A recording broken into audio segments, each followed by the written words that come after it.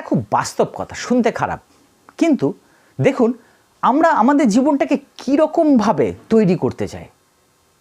আমরা তো কেউ সেই জায়গাটা চিন্তাভাবনা করিনি। আমরা এই হতে চাই, ওই হতে চাই, কিন্তু কী রকম হতে চাই?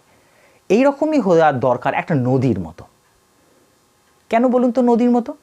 কারণ একটা নদী কিন্তু যেদিকে পারে সেই দিকে কিন্তু বয়ে চলে যায়।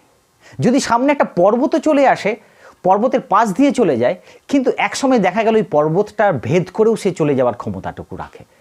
তার মানে নদীর মতো হন, ফ্লেক্সিবল হন। যখন যে মুহূর্তে আপনাকে ঈশ্বর বা প্রকৃতি পথ দেখাবে সেই পথ ধরে যেতে হবে। একটা জায়গায় গোঁ ধরে বসে থাকলে হবে না। একটা জায়গায় সফলতা পেলাম না তো কি হয়েছে, আমি আরেকটু এগিয়ে যাব। আর যে পথগুলো আমার চোখের সামনে প্রকৃতি দিচ্ছে সেগুলো ধরে এগিয়ে যায় না, যদি পজিটিভ হয় তাহলেই কিন্তু জীবনের একটা মূল্যবোধ বা ধারা আমরা ঠিক পাবো সফল হওয়ার জন্য।